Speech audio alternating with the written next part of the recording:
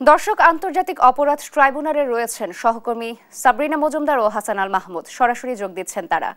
শুরুতে চলে যাচ্ছি হাসানের কাছে।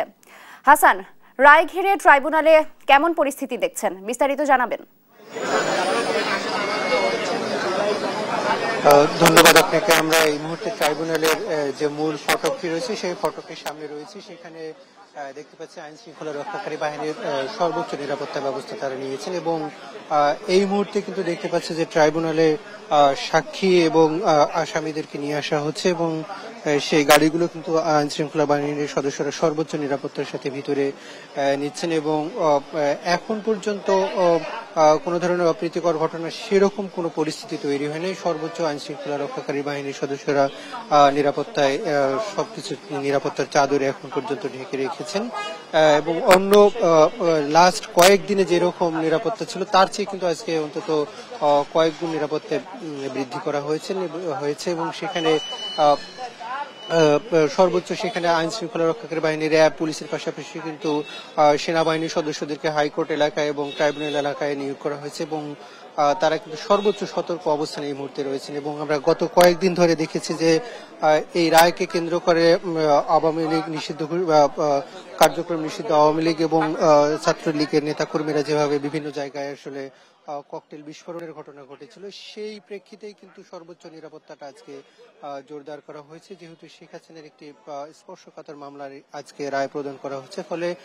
বাড়তি নিরাপত্তা কিন্তু আইন শৃঙ্খলা রক্ষাকারী বাহিনীরা সর্বোচ্চ নিয়েছে, আমরা এখন পর্যন্ত এটি দেখতে পাচ্ছি। এবং আজকে যে মামলাটির রায় ঘোষণা করা হচ্ছে সেটি কিন্তু আন্তর্জাতিক অপরাধ ট্রাইব্যুনাল এই মামলায় শেখ হাসিনা এবং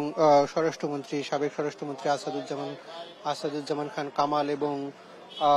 চৌধুরী আব্দুল্লাহ আল মামুন, যিনি পুলিশের সাবেক আইজিপি, তাকে কিন্তু আসামি করা হয়েছে। যদিও আন্তর্জাতিক অপরাধ ট্রাইব্যুনালের এই মামলায় আসামি চৌধুরী আব্দুল্লাহ আল মামুন তিনি রাজসাক্ষী হিসেবে তার নিজের দোষ স্বীকার করে তিনি সাক্ষ্য দিয়েছেন আদালতে এবং শেখ হাসিনা এবং সাবেক স্বরাষ্ট্রমন্ত্রী আসাদুজ্জামান খান কামাল তাদের কিন্তু এই আমরা দেখেছি ট্রাইব্যুনাল যে প্রসিকিউশন তারা কিন্তু সর্বোচ্চ মৃত্যুদণ্ড শাস্তি যেটি সেটাই কিন্তু কামনা করেছেন। যদিও চৌধুরী আব্দুল্লাহ আল মামুনের ব্যাপারে কি সিদ্ধান্ত নেবে সেটি হয়তো ট্রাইব্যুনাল জানাবেন, কিন্তু যদিও তিনি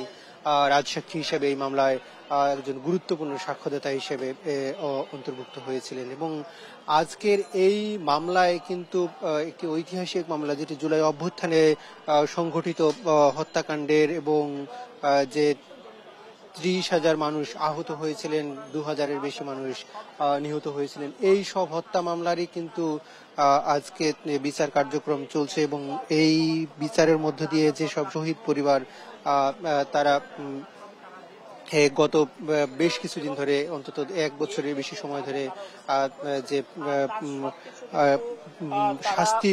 দাবি করে আসছিল, বিচারের প্রত্যাশা করে আসছিল, সেই প্রত্যাশাটাই পূরণ হতে যাচ্ছে বলে এখন পর্যন্ত সবকিছু সেদিকে যাচ্ছে। যদিও আরো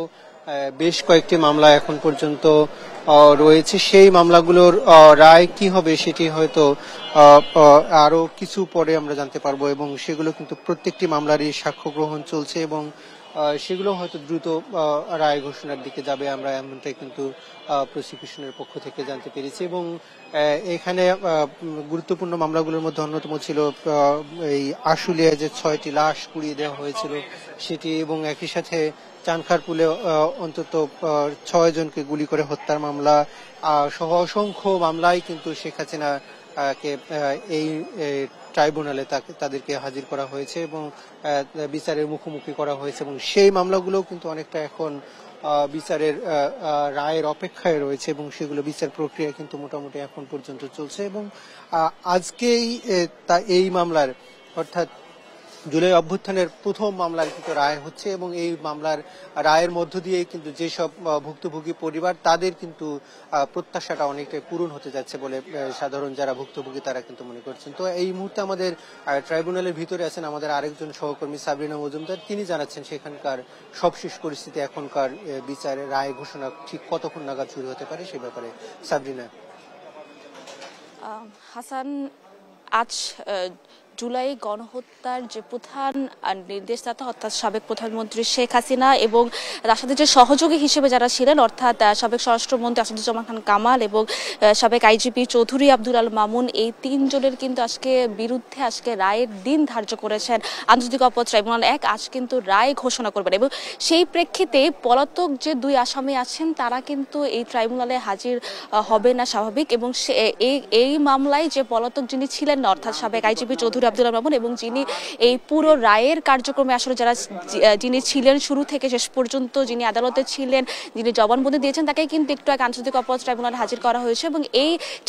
এই দিক থেকেই হচ্ছে সাবেক আইজিপি চৌধুরী আব্দুল আল মামুনকে আন্তর্জাতিক অপরাধ ট্রাইব্যুনালে ভিতরে নিয়ে যাওয়া হয়েছে এবং একটু পরেই কিন্তু তাকে এজলাসে আসলে তিনি থাকবেন এই রায়ের সময় এবং